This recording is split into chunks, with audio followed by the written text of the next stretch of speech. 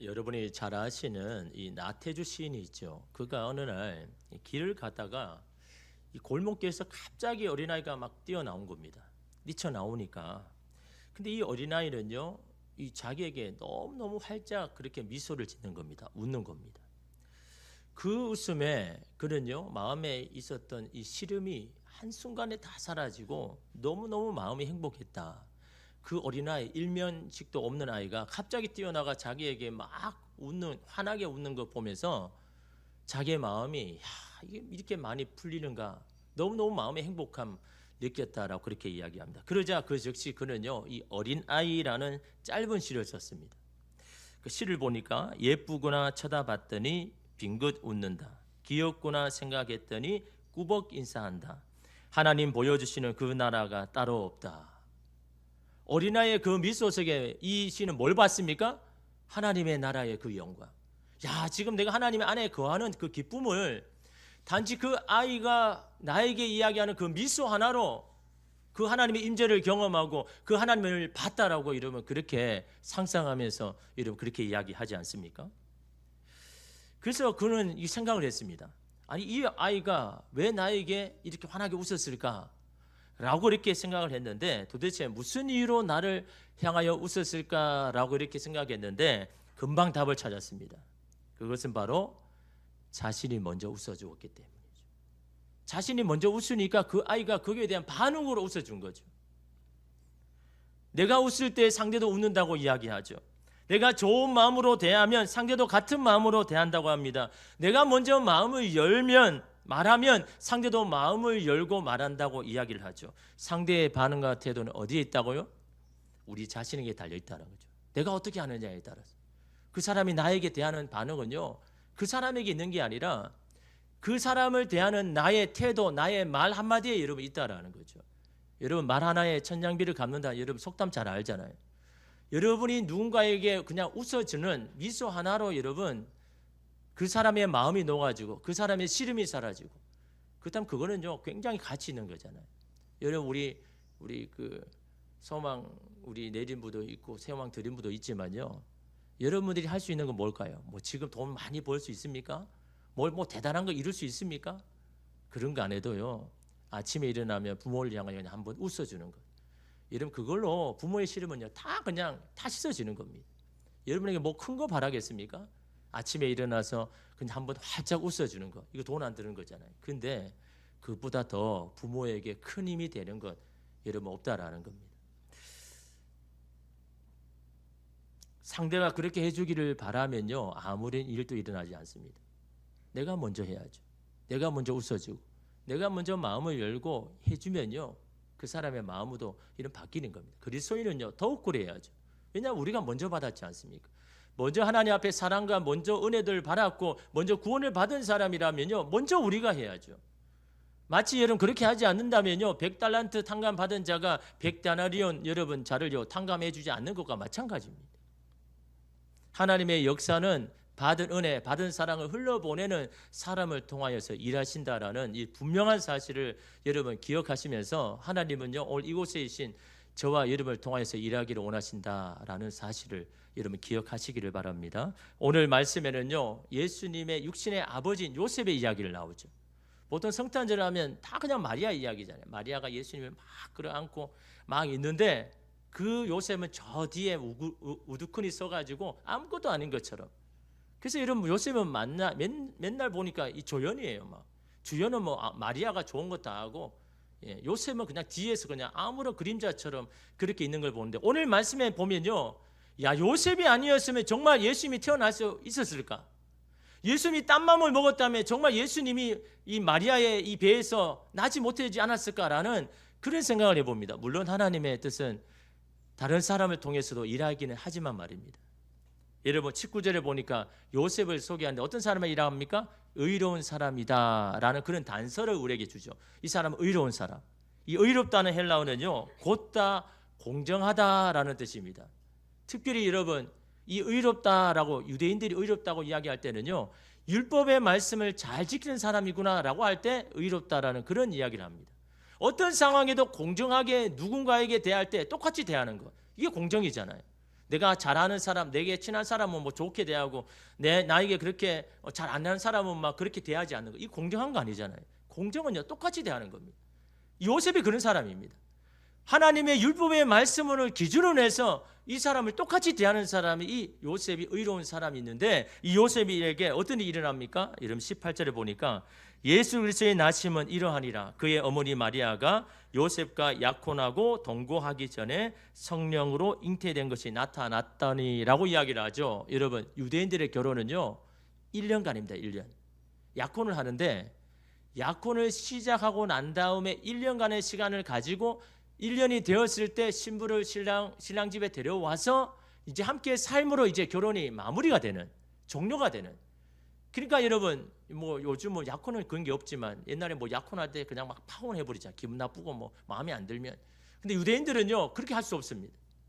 약혼하는 그 즉시 결혼의 관계의 권리와 의무가 시작이 되는 겁니다. 그래서 약혼을 따겠다. 그 1년 동안 어떻게 살아야 되느냐? 이게 참 중요합니다. 만약 그 정혼자가 그 약혼 기간에 죽으면요 그 여인은 그냥 과부로 살아야 됩니다. 아니 아직 결혼도 안 했는데 아닙니다. 약혼했는 그 즉시 그렇게 되는 겁니다. 그 약혼한 기간 동안 이 상대 배우자가 부정을 저지른다 그러면 간음을 통해서 여러분 돌로 그냥 죽음을 당하는 그런 형벌을 여러분 가지는 그게 이런 약혼 기간에 일어나는 일인데 지금 이 요셉에게 그런 일이 일어난 겁니다. 자기 약혼자 마리아가 아직까지 신랑 집에 데려와서 아직까지 살지도 않는데 임신한 겁니다. 배가 부른 겁니다. 이게 큰일 아닙니까? 그런데 그가 선택한 게 뭐냐라는 겁니다. 여러분 19절 보십시오.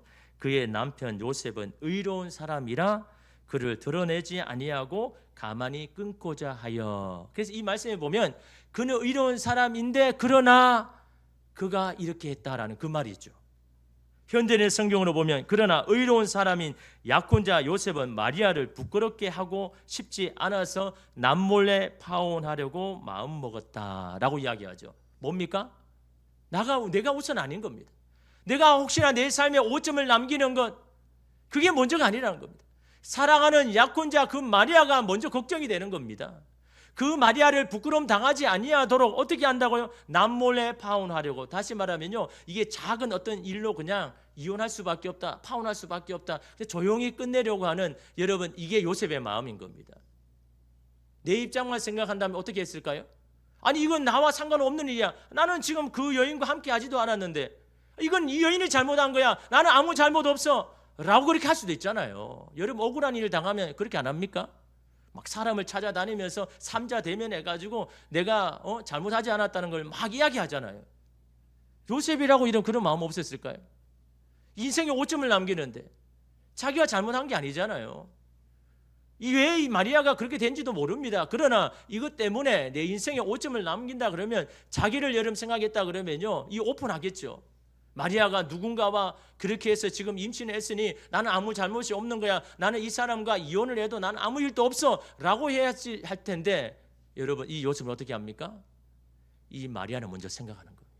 자기 걱정보다. 이게 이런 배려 아닙니까? 남에 대한 선한 마음 배려 아닙니까? 내 자신을 먼저 생각하지 않고 마리아를 생각해서 나는 어떻게 되든 괜찮지만 마리아가 지금 그걸 오픈하면 어떻게 합니까? 돌로 맞아서 죽어야 되는데. 여러분 이 요셉의 이 의로운 마음 속에 원칙이 아닌 사랑과 배려를 향한 그것이 당장에는 불이익과 손해가 와도 하나님께서 그 선택을 통하여서 하나님 일하시더라는 겁니다. 예수님의 나심의 통로가 되게 하시더라는 겁니다. 여러분 오늘 우리 인간적인 생각으로 나를 빨리 이렇게 오해에서 벗어나려고 이름 하지 마십시오. 하나님이 뭘 원하시는지, 뭘 기뻐하시는지, 남에 대한 배려, 그 사랑 하나님 기억하시는 겁니다. 그걸 통해서 하나님께서요 서로 살 수 있는 기회를 하나님 열어주시는 겁니다. 여러분이 아무리 살려고 몸부림쳐도요 여러분의 마음을 먼저 앞세우면요 그 끝이 별로 안 좋습니다. 그러나 여러분 이 요셉 보십시오. 먼저 이 배려하는 이 마음을 통해서 여러분 만약 여러분 요셉이 딴만 먹고 자기를 생각했다 그러면 아마 마리아는 돌에 맞아서 예수님이 뱃속에 있음에도 불구하고 태어나지 못했을 겁니다. 그 여러분 요셉이 조연은 아니잖아요. 예수님이 나시는데 정말 대단한 여러분 그런 일을 해난 게 이 요셉 아닙니까? 여러분 우리가 어떤 마음을 가지고 어떤 선택을 해야 하는지를 오늘 요셉을 통해서 깊이 깨닫습니다. 그 선택이 나의 기준, 나의 자신이 먼저가 아니라 상대를 먼저 생각하는 것이 될 때에 그것이 당장의 손해가 될지는 몰라도 궁극적으로 서로를 살리고 하나님의 뜻을 이루는 통로가 된다라는 것을 오늘 말씀을 통해서 봅니다. 또한 그런 우리를요 하나님께서 선한 길로 인도하여 주신다라는 겁니다. 이런 프랑스의 세계적인 화가 이런 밀레 아시죠? 이 밀레가요, 이 밀레에게도 이 무명 시절이 있었습니다. 굉장히 긴 무명 시절. 무명 시절이라는 거는요, 뭐 생계를 할 수 없는, 그냥 내일을 걱정해야 할, 끼니를 걱정해야 할 가난한 시절이 굉장히 길었다라는 겁니다. 근데 당시 왜냐하면 그때의 주류의 화풍, 사람들이 좋아하는 그림은요 좀 어둡고 좀 이상한 그림이었는데, 아니 이 밀레는 너무 밝은 겁니다. 색감이 부드럽고 너무 따뜻한 겁니다. 그러니까 시대가 안 맞는 겁니다. 그러니까 사람들이 별로 안 좋아해요. 그러니까 실컷 그려도 누가 사줘야 이걸 뭐 팔아가지고 내가 살아갈 건데 아무도 안 사주는 겁니다. 그런데 하루는 화랑에서 연락이 왔습니다. 당신의 작품을 사려고 하는 사람이 있습니다. 물론 그렇게 뭐 돈이 많이 주는 건 아니지만 당신의 그림을 사려고 합니다. 그러니까 너무너무 기쁘잖아요. 그래서 이 사실을 친구에게 그렇게 이야기한 겁니다. 야, 드디어 내 작품이 팔려서 당분간은 그림에만 내가 전념할 수 있어. 이제 곧 좋은 날이 오겠지. 너무너무 흥분해가지고 친구에게 그런 이야기를 하는 겁니다. 그래서 이 친구는요 이 미래의 말을 너무 듣고는 함께 기뻐해 주는 거예요. 야, 너 잘됐다. 너 그렇게 그림 그리는 걸 좋아했는데 하늘이 도운 것 같다. 너 계속해서 해봐. 너 잘 될 거야 라고 이 친구가 옆에서 격려해 준 겁니다. 근데 이상한 게요, 생활비가 떨어질 때마다 이 그림이 팔리는 겁니다. 자기가 내놓은 판. 이제 내일 걱정해야 돼. 이제 돈 다 떨어졌는데 내일 어떻게 하지? 그러면 이상하게 그 화랑에서 전화 와가지고 그림을 사는 사람이 여러분 나타났다는 겁니다. 그러니까 여러분 힘들지만 매일매일 그 삶을 이렇게 유지할 수 있도록 여러분 된 겁니다. 그때마다 밀레는 희망을 갖고 화가의 꿈을 포기하지 않았습니다. 그런 오랜 기다림 끝에 마침내 밀레는 유명한 화가가 되었죠. 이제 삶의 여유를 찾은 밀레가 이제 주변을 돌아보기 시작합니다. 야, 내가 이렇게 이제 성공했는데, 야, 이건 내가 그동안 나를 도와준 사람에게 내가 너무 소홀하지 않았나. 그렇게 생각해서 가만히 생각해 보니까 한 친구가 생각나는 거예요. 매일매일 나에게 격려하고 위로해주고, 그래 그 친구가 생각하니까 야, 이제 이 친구에게 정말 고맙다는 말을 좀 전해야 되겠다라고 생각해서 선물을 이제 사들고 이제 그 집에 찾아갔는데 그 친구가 갑자기 깜짝 놀란 거죠. 아무 연락도 없이 갑자기 이 친구 밀레가 오니까 너무 깜짝 놀랐는데, 그런데 정작 놀란 것은 밀레가 더 크게 놀랐습니다. 거실 가보니까요, 자기가 어려웠을 때 팔았던 그 그림들이 그 친구의 거실에 다 있는 겁니다. 누가 사줬습니까? 이 친구가 사준 겁니다. 이 친구가 그림을 다 사준 겁니다. 이 친구의 형편을 아니까.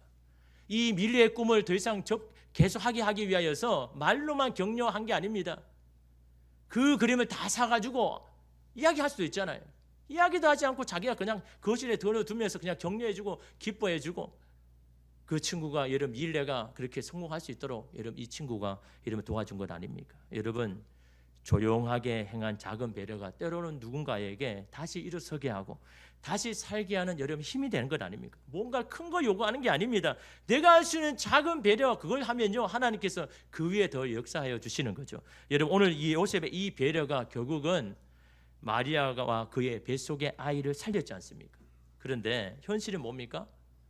그렇게 했음에도 불구하고 요셉이 고민되는 겁니다. 야, 정말 내가 이거 잘한 건가? 만약 잘못되면 내 인생에 정말 큰 오점을 남기는데 이거 어떻게 해야 되나? 20절에 보십시오. 이 일을 생각할 때에 주의 사자가 현명하여 이르되 다윗의 자손 요셉아 내 아내 마리아 데려오기를 무서워하지 말라. 그에게 잉태된 자는 성령으로 된 것이라. 이래야 합니다. 이 일로 생각할 때라는 건 고민될 때에, 야, 지금 내가 진짜 오지랖 아닌가? 나는 내 인생도 책임지 못하는 사람이 괜히 남의 인생까지 책임진다고 이거 나선 거 아닌가라는 생각이 인간이다 보니까 그런 생각이 들잖아요. 그때 막 고민하고 있었는데 그때 여러분 이런 고민을 하나님 아시는 겁니다. 여러분 어떻게 선한 마음으로 한 것에 대해서 여러분 고민할 때가 있죠. 그때 여러분 하나님께서 이 요셉에게 나타나신 것처럼요, 하나님 또한 그런 마음을 기억하시는 거죠. 이렇게 고민하는 여러분 이 요셉에게 하나님이 사자를 보내가지고 하나님의 뜻을 여러분 이야기하지 않습니까? 21절에 이런 보면요, 아들을 낳으리니 이름을 예수라 하라. 이는 그가 자기 백성을 그들의 죄에서 구원할 자이심이라 하니라. 이 꿈 가운데 하나님께서 말씀을 주셨는데 그 말씀을 듣고요 잠에서 깨었습니다. 그 말씀은요 이 고민하는 이 요셉의 마음을 순식간에 다 정리해 버렸습니다. 어지럽고 불안하고 혼란한 마음이 한순간에 다 끝나버렸습니다. 그 빛과 같은 말씀이 뭡니까? 23절에 보십시오. 보라, 처녀가 잉태하여 아들을 낳을 것이요 그의 이름은 임마누엘이라 하리라 하였으니 이를 번역한즉 하나님이 우리와 함께 계시다 함이라.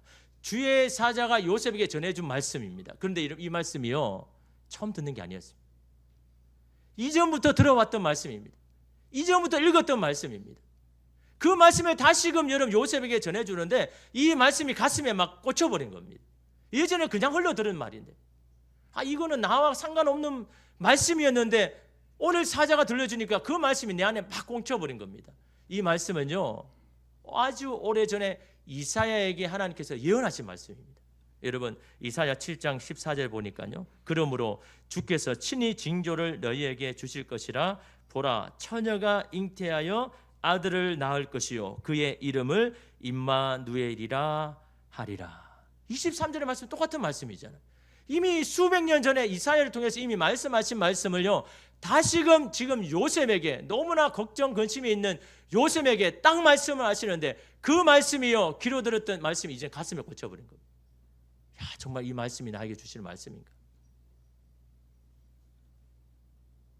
이 말씀에 요셉은 잠이 확 깼습니다.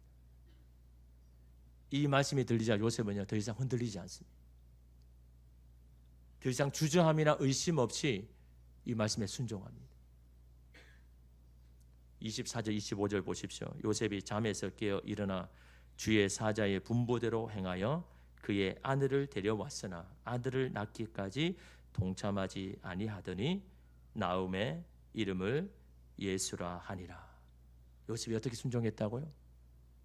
자기 집으로 데려왔습니다. 배가 부른 마리아요. 그건 뭘 이야기하는 겁니까? 사람의 어떤 비난과 어떤 조롱에도 내가 다 감수하겠다는 그게 이런 요셉이 한 순종입니다. 여러분 우리는 할 수 있는 걸 그냥 하잖아요. 내가 할 만한 것 여러분 순종하는 것. 지금 요셉이 한 순종은 그거 아닙니다.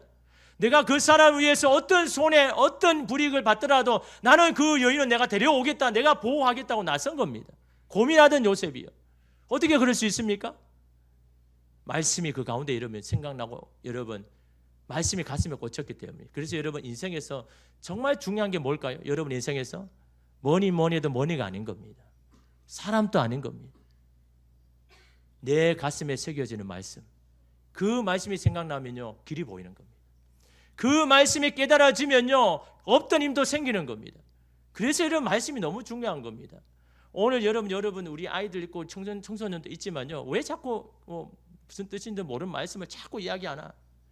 그 말씀이 여러분의 인생의 가운데 정말 중요한 순간에 떠오를 때요 그게 말씀이 여러분 길이 되는 겁니다. 힘이 되는 겁니다.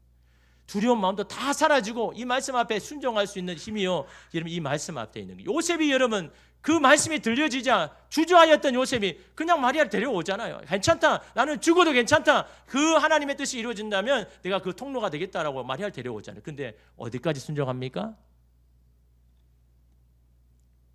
아들을 낳기까지 동침하지 아니하였더라.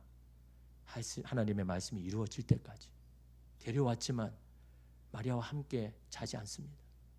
왜? 처녀가 잉태해서 아들을 낳아야 되니까. 그것이 하나님께서 계획하신 뜻이니까. 그 뜻이 이루어질 때까지요 같은 집에 있지만요 같은 침실에 거하지 않습니다. 그 말씀이 이루어질 때까지 기다립니다. 순종은 어디까지 해야 됩니까? 말씀이 이루어질 때까지. 그럴 때 여러분 그 순종을 통하여서 하나님의 놀라운 역사가 일어나지 않습니까? 요셉의 이 배려와 순종을 통해서 예수님이 이 땅에 태어나셨습니다. 여러분 요셉이 조연입니까? 상당히 주연이죠. 이 요셉이 아니었으면 정말 마리아가 어떻게 됐겠습니까? 오늘 우리의 잠깐의 생각, 감정을 따라서 행하는 그것 때문에 어떤 일이 일어나겠습니까?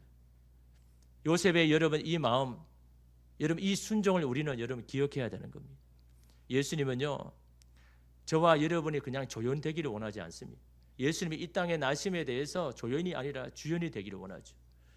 그 주인이 되기를 원한다면요, 오늘 저와 여러분이 오늘 요셉과 같은 이 마음을 가져야죠. 내 것만 챙기고 내가 먼저 우선하고 세상에 그런 모든 사람들의 그런 모습이 아니라 내가 아닌 남을 배려하고 남을 생각하고 남을 도와주고 남을 향하여 나의 웃음을 여러분 전할 때 이러면 그것이 세상을 아름답게 하는 겁니다. 큰 힘과 능력이 있는 사람이 세상을 아름답게 만드는 게 아니라 오늘 저와 여러분 예수께 받은 그 마음을 흘러보낼 때요, 여러분의 가정, 사회, 이 나라가 여러분 아름다워진다는 거예요. 여러분 제가 아침 저녁으로 여기 교회 오면서 1층에 이렇게 걸어오면서 이제 보는 데가 이 파리바게트입니다. 이 파리바게트에 어느 날 보니까 포스터가 이렇게 걸려 있더라고요. 보니까 이 크리스마스 이제 프로모션을 하려고 이렇게 포스터를 붙여놨는데 그 문구가 확 들어오더라고요. 뭘 이렇게 접근하냐니까요. We wish you happy holiday.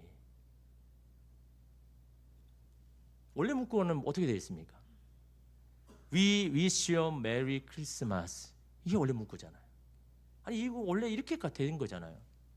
근데 갑자기 포스터를 보니까 이게 아니에요. 근데 깜짝 놀랐습니다. We wish you happy holiday. 크리스마스에 그냥 할리데이 버려버린 겁니다.